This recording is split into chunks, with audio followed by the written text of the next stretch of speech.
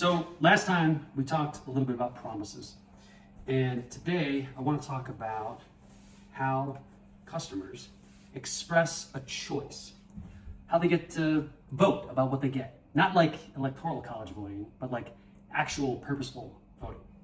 There's no hanging chad in a good customer experience.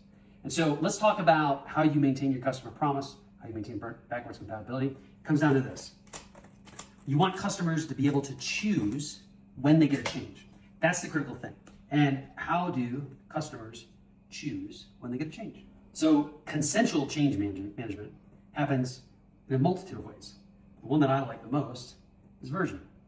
When you isolate the changes that you want to make to a specific version, which a customer then has to choose to switch to. What that means is that they go from version, let's say, 6.6 to 6.7. And when they do that, they get exactly what they ask for, nothing more. That's consensual versioning. So a consensual version is this. It's the one that the customer chooses. That means you don't slip anything in when they're not looking. And that means that you version for everything. Every single change is versioned. And this is probably the most controversial thing in this video, at least I think.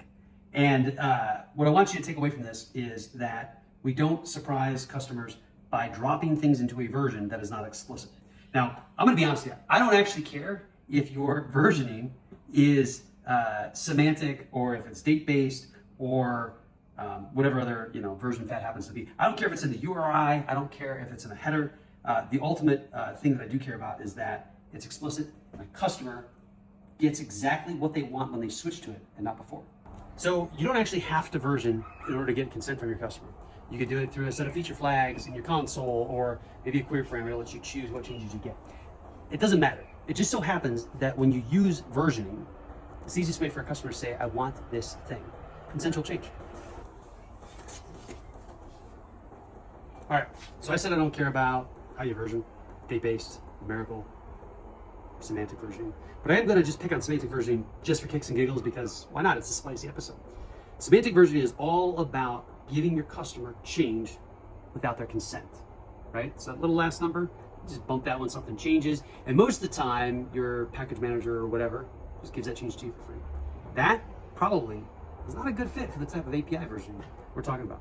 Anyhow, I'm Stan Lemon. I design APIs. The pizza's pretty good too.